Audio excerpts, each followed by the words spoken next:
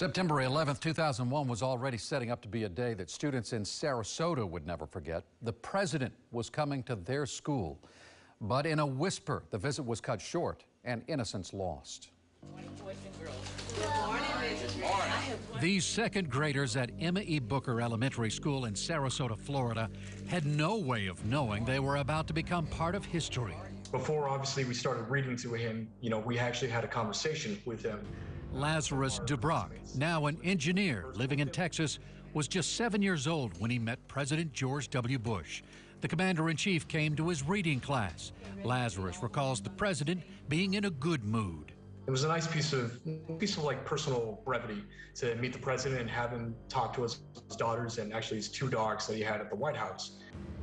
But things changed quickly when the president's chief of staff, Andrew Card, whispered in the president's ear. We're reading along, and in the middle of our reading sections, it was Mr. Carr who came in through the side and ended up notifying the president of the attack. This is the most serious attack on the United States since Pearl Harbor. It was a Tuesday morning. Terrorists attacked the World Trade Center, the Pentagon, and attempted to crash a plane into the White House. Our teachers tried their best to kind of shield us from the information. President Bush also did his best to remain calm, protecting the students from the media, just learning about what was happening. Mr. President, are you aware of the reports of the plane crash in New York? And is there anything...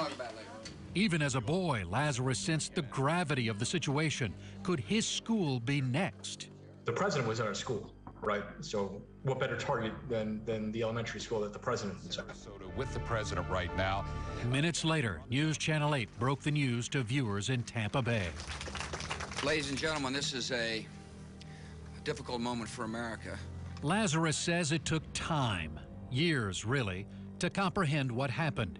He remembers his young self, his happy routine going to and from school until September 11th, when his innocence was shattered.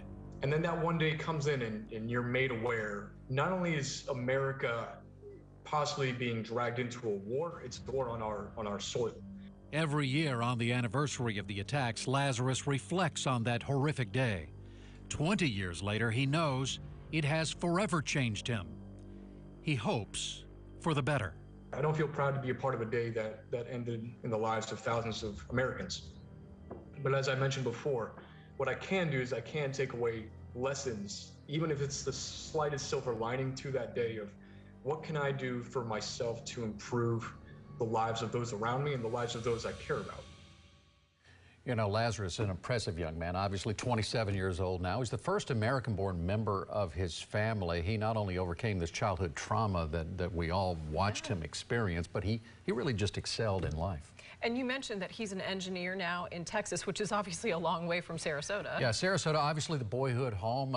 He graduated from Riverview High School, then went on to study engineering in New York City at Columbia University. Wow. So he did well there. He's a project engineer in Houston. His family, rightly so, very proud of him. No question about it. But just one example of how that day touched so many lives, young and old. So and remembering it over and over and over. We appreciate his retelling. For sure. Be sure to join us tomorrow night, too, at 7:30 for We Remember. We're going to have stories from survivors, first responders, and more. Again, that's tomorrow at 7:30 on News Channel 8.